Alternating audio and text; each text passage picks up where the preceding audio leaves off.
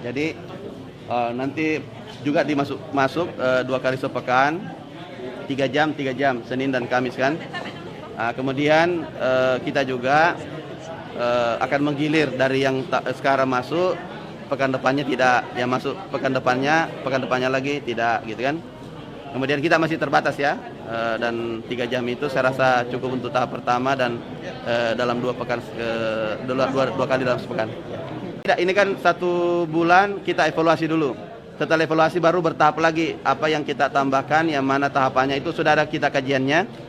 Kita tambah dari segi volume atau volume belajarnya, jamnya atau bagaimana? Atau kita tetap pertahankan dulu untuk kemudian mereview kembali lagi ya.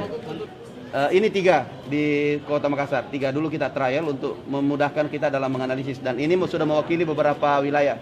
Ada wilayah sini, wilayah selatan, utara.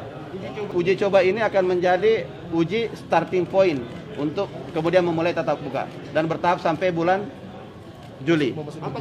SMA dulu kita mulai ya, SMA dulu. Intinya kita tetap ketat protokol kesehatan, karena walaupun dia tidak sekolah tetap harus memperlakukan itu, di luar jam sekolah juga seperti itu.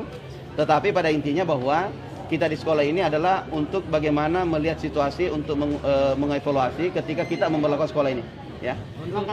PPKM mikro sudah ada peraturan dari pusat, dari Kementerian Dagri, dan kemudian dari instruksi dari pusat Presiden bahwa PPKM mikro efektif diberlakukan. Sekarang sudah berlaku seluruh Sulawesi Selatan, sudah ada dalam saya.